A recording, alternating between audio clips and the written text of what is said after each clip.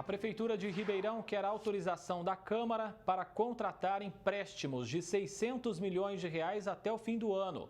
Os valores seriam utilizados, segundo o município, em 9 grandes áreas. No entanto, os recursos só aumentam a dívida da cidade e o rombo pode chegar a 1 bilhão e 300 milhões de reais. Já está nas mãos dos vereadores de Ribeirão Preto um projeto de lei da Prefeitura que pede autorização da Casa para o município adquirir um novo empréstimo de 97 milhões de reais com o Banco Público para obras na cidade. A principal delas, a construção de um terminal de ônibus na região central. O local para o embarque e desembarque de passageiros seria implantado aqui, entre as ruas Álvares Cabral, Mariana Junqueira, Tibiriçá e Visconde do Rio Branco, com o objetivo de oferecer melhores condições de conforto e segurança para motoristas e usuários. Mas a proposta já enfrenta duras críticas da oposição. Em nome da mobilidade, a Prefeitura demoliu um terminal em 1999, na área central, no coração de Ribeirão Preto, o terminal Carlos Gomes. E agora, em nome da mesma mobilidade, ela anuncia a construção de um novo terminal.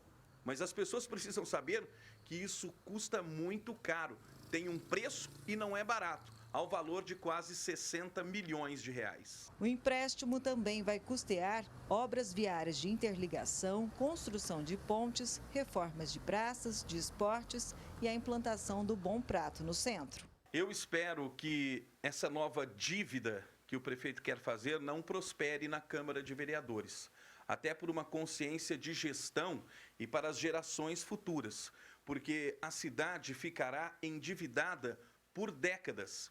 E essa artimanha administrativa que a Prefeitura usa nada mais é que uma manobra para poder fugir da lei de responsabilidade fiscal. Então a Prefeitura ela dilui a dívida por longos anos exatamente para não atingir o limite prudencial de 16%, que é exatamente o fator limitador de empréstimos. Então ela sempre vai se manter com longos prazos abaixo desses limites. Então essa dívida que o prefeito está fazendo hoje é para o próximo ou a próxima pagar, porque há uma carência de 2 anos e um prazo total de 10. O Poder Executivo pretende pedir autorização para contratar mais 500 milhões de reais até o final desse ano.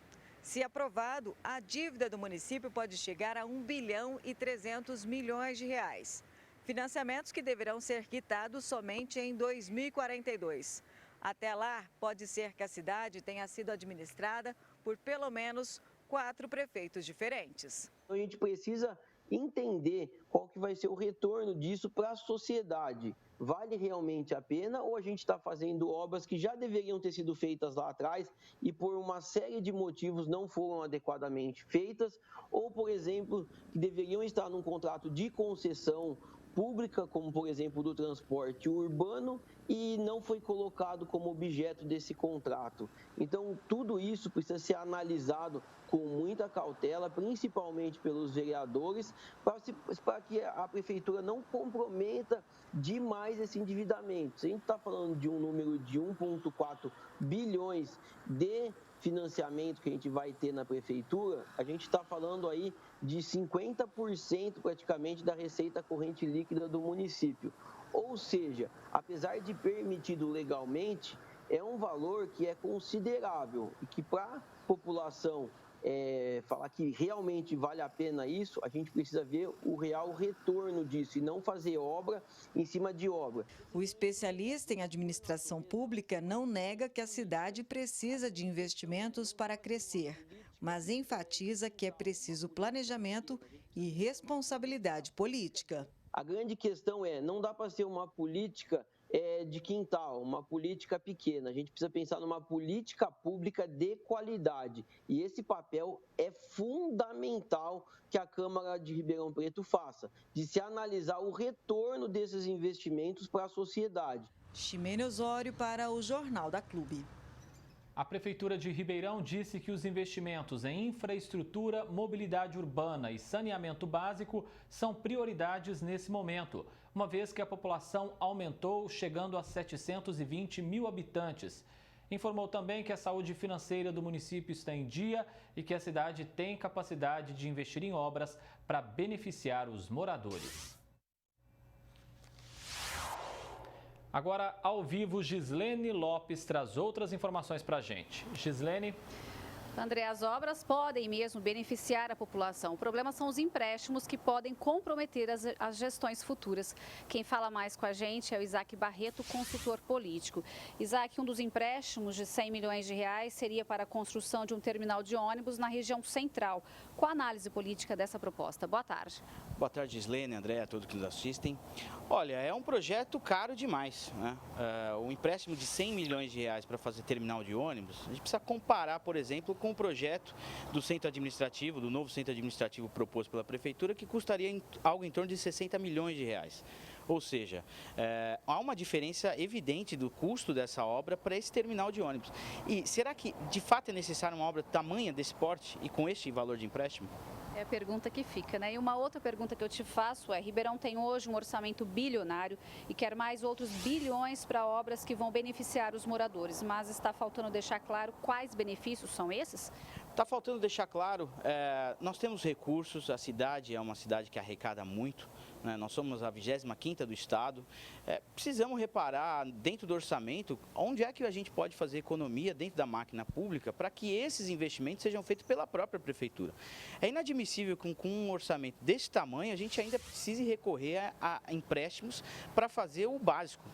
A gente está falando em empréstimo para fazer recapeagem, para fazer manutenção de pista, não são empréstimos para diminuir o custo da máquina, que é importante salientar para a população. Os empréstimos não são ruins, o que é ruim é o que se é feito com os empréstimos. E qual deve ser o papel dos vereadores neste momento, antes de aprovar empréstimos assim? Olha, os vereadores, cabe a fiscalização e apontar dentro do orçamento municipal aonde é que o prefeito pode economizar e buscar economia, né? Lembrando que empréstimos sempre são resultados positivos desde que tragam benefícios para a população, e benefícios para a população seria o quê? Economia do dinheiro público, ou seja, a gente pode economizar fazendo empréstimos, não esses empréstimos que aparentemente são para pagar conta corrente. Isaac, a Prefeitura informou que a saúde financeira do município está em dia, mas isso não significa que pode pegar créditos à vontade, que podem comprometer gestões futuras? Olha, de fato, as contas públicas de Ribeirão Preto, elas estão em dia e estão positivamente dentro do Tesouro Nacional. O Tesouro Nacional, ele tem um regramento que mostra a receita corrente líquida do município com um índice favorável. O que é preciso entender é por que nós estamos indo buscar esses empréstimos, né? Qual a necessidade se a gente não consegue, dentro de casa, economizar para que a gente tenha esses recursos para os investimentos próprios? Até pouco tempo, a Prefeitura dizia fazer mais com menos. O que teria acontecido com a atual gestão para mudar esse discurso? Olha, a atual gestão está fazendo muito menos por mais, né? E isso ficou evidente com os recursos advindos do Covid, quando o governo federal enviou bastante recursos para as cidades aqui, inclusive para Ribeirão Preto, e esses recursos foram pouquíssimos investidos em infraestrutura e muito mais gastos na máquina pública. E aí mostrou o quê? Mostrou ineficiência. Nós estamos gastando muitos recursos sem que haja uma conscientização do prefeito com a qualidade da gestão e da eficiência do dinheiro. O dinheiro, ele é escasso. Todo mundo tem dificuldade de dinheiro. O que a gente precisa é uma melhor gestão. De tudo isso, o que fica de mensagem para a população? A gente precisa saber melhor escolher o prefeito e os vereadores da nossa cidade. Gente que tenha capacidade administrativa, que mostre, que tem histórico de gestão, que pelo menos tenha alguma ideia do que é e quanto custa os tributos para a população. A maioria deles nunca trabalhou, nunca assinou uma carteira de trabalho, nunca foi empreendedor, então não tem ideia de como é difícil ganhar dinheiro no Brasil. Ok, Isaac, muito obrigada pela sua entrevista. E daqui a pouco a gente volta com outras informações. É com você, André. Obrigado, Gislene Lopes. Até daqui a pouco, então.